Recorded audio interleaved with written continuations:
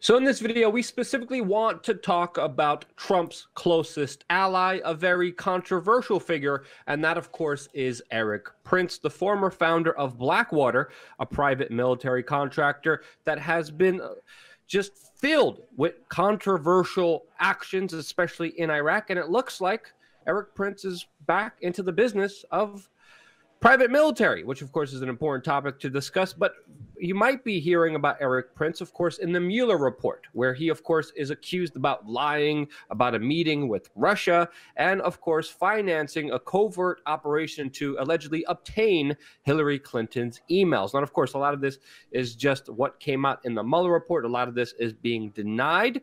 But I think the bigger conversation here, other than just the pure delusion that the mainstream media and the establishment have been having about Russia, because it would make sense that Erik Prince, was dealing with Russia, especially on how he acts on the world stage. Allegedly, the meeting fell apart after Russia decided to send their aircraft carrier into Libya, and a bigger geopolitical situation unfolded. But regardless of that kind of other report, the reason Erik Prince is in the news today is because he just registered a new company in Iraq.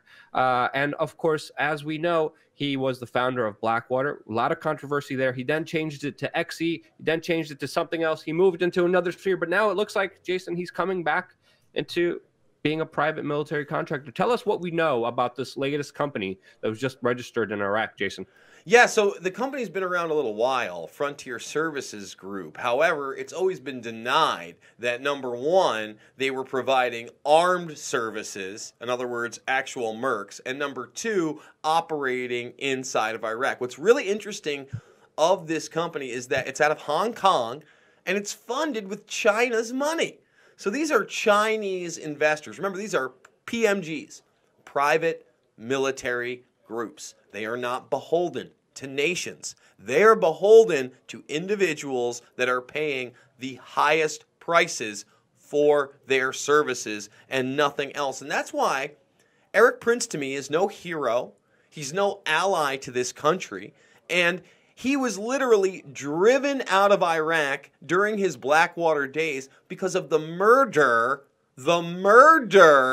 of many, many civilians. And once again, even though they're not allowed in there at this point, or their name changes, which were XE Services and then Academy, after all, once you have a reputation for killing a bunch of civilians and being merciless mercenaries, you might want to change your image. Well, now it seems like Prince has made his way back in there. And one of the most troubling things after Donald Trump was elected about talking about, oh, we're going to get out of the Middle East, was even if we were getting soldiers out of places like Afghanistan and Syria, he was in the works with Prince to move in PMGs, private military groups. The next level of unaccountability in military operations, in my opinion, Luke. Yeah, I mean, if you look at private military contractors, they are the ones that trained the Saudi officials that killed the alleged journalist really connected to intelligence services, Khashoggi. When Khashoggi was pretty much assassinated in the Saudi Arabian consulate, in the Saudi Arabian embassy, the people who did the killing were trained in the United States by a private military contractor. Right now, there's private U.S. military contractors in Yemen fighting alongside al-Qaeda, hired by Qatar and other Middle Eastern countries, financing American men to go fight in a war that is helping radical elements inside of Yemen. So again, this is huge. This is a big issue because, again, when a private military contractor gets hired, there's not a lot of news about this. There's not a lot of talk about this. Should Congress allow private military contractors to go into? No, it's a private. I can't understand. I can't fathom how assassins could be hired legally and have a company that's traded and publicly available for everyone to participate in when they're in the business of allegedly they call it security. And again, there are needs for private security, but as we know from the history of private military contractors, they have far beyond gone than just security efforts and have taken offensive measures like we documented, again, Khashoggi killers and in Yemen, and just some of the recent stories about private military contractors in Iraq. the stories about private military contractors are absolutely crazy. This is where kind of everyone got to know Erik Prince and Blackwater, and that name became so synonymous that they literally had to do a name change. Do you remember some of the stuff? I remember hearing some of the just really insane stories coming out of Iraq, Jason, from Blackwater that was just blowing my mind away. And again, there was no retribution. There was no accountability. There was no transparency because, again, everything was in a private hand. But it's, again, not private. Well, let me say this. By government. There certainly wasn't the swift hand and broad hand of justice. What was done is, aside from the name changes, Erik Prince is a very savvy guy. He sold the company. He got out of that business, the Blackwater XE business, before I believe it was rebranded to Academy. He got out. He then finds CITEC, which is this huge Chinese corporation, to fund his next PMG group, the Frontier Security Group we just talked about. Now, in the midst of all this happening, the sales, yes, there were lawsuits and convictions, but nobody heard about them. Because, again, they were in private hands and they were on individuals instead of the group. Now, this company, Frontier Services Group, it's already been reported, Luke, that they are in Xinjiang, one of the largest cities in China, one of the most surveilled cities in the world, and they just happen to have a training facility right next to the place that they are allegedly rounding up a lot of the Muslim population for re-education centers. Think about the types of work these people are doing, Luke.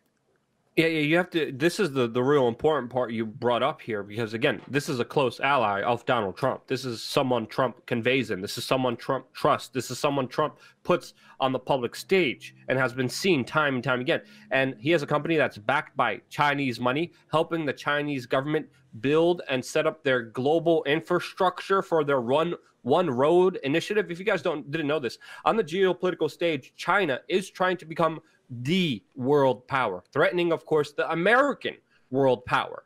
And now we have Erik Prince that has worked for the U.S. military. He's probably going to be doing more work because Donald Trump is in office, who literally is helping China set up the next Silk Road, which they want to establish for their global hegemony, for their global order that they're trying to have on the world stage. And they're doing it through trade, but they're doing it through, of course, having military contractors like Erik Prince's company help them do that along the way, expanding, of course, in Africa, expanding, of course, in many countries all around the world. And the Chinese money is really something that should be considered here by a lot of people, especially foreign policy experts, with the larger connection that was made here. And again, just like you talked about the population of people being detained in China, I mean, that situation is just absolutely insane. Of course, we don't have any direct links to Erik Prince, do we, Jason? I don't think so. But that alone should tell you that there's a lot of things to worry about here, to say the least. Well, again, like I said, the training center was announced for this Frontier Security Group in that area of Xinjiang, where it's said that these detentions are happening. And yes, Erik Prince's company is operating in China because it is a Chinese company. It's operating throughout the world. It just had been denying that it was operating in Iraq until that documentation came out. Luke, this is extremely important on so many levels because this is the next phase of globalism. Yeah. A military that is beholden to no nation, no ideals, no constitution, no human rights, but only to a global conglomerate of military industrial complex players. And the level of accountability just isn't there, Luke. Yeah, a conglomerate, a military-industrial complex conglomerate that was kicked out of Iraq. They were expelled for, quote, deadly behavior. And now that same guy who brought the company is back. And allegedly they were saying they don't use weapons, but now they changed the documents. Let's reframe that. Tell us more about that, Jason, specifically. Yeah, so there was an interview with Prince back in 2017 where he denied the fact that they actually used any armed or unarmed guarding as part of their security service. However, if you look at their website now, they do offer that. So again, this is a 2017 interview with Prince where he says none of our people have been or will be armed, but security management is certainly part of the logistics process. However, today on the company's website, it notes that it can provide armed and unarmed guarding. So once again, they try to, put you to sleep, assure you everything's okay. Oh no, don't worry, it's not the same thing. We're not even going to Iraq. We're not even going to have weapons. and then all of a sudden on their website they're offering it, and again they're getting documentation that yes, they are indeed. I mean, you look at this document, it seems legit. I have not seen anybody come out and say it's fake, but it looks like they are absolutely operating in Iraq. For who? That's the big question. They're a private military group, so we have no idea who they are acting on behalf of. This is the new globalism. You know, Erik Prince working with the President of the United States and big tech in China. Yeah, when we talk about the Chi-Coms, guess what? They're working with Trump. Believe the hype. Don't believe tomorrow's news today. Use your own brain. Luke? Yeah. Well, we could make that kind of, assumption, but again, it's still just an assumption. There's a lot more to look into. There's a lot more to have accountability for. We need a lot more transparency on this case, and we don't have it. So we don't know the severity of it, but that troubling leak should be talked about. And sadly, people on the Republican right-wing side don't want to talk about this because, again, it goes against their party lines. And that's absolute bullcrap, and we need to hold people accountable, hold their feet to the fire, especially when there's such a big, long track record of so many controversial things involved with, of course, Erik Prince. Some people are saying he's a great figure. Some people are saying it's a bad figure. I'm saying let the public record speak for itself, and let's have a little bit more transparency, especially when a private military-industrial complex is working with a government. Those documents, those events, there should be accountability, especially when it's in the business of murder, of death, of allegedly, security. But whenever that's involved, there does deserve to be a bigger step of oversight, and there absolutely isn't any. And there's a lot of things to worry about here. So that's my take on it. Anything else you want to say? Do you want to close it off here, Jason?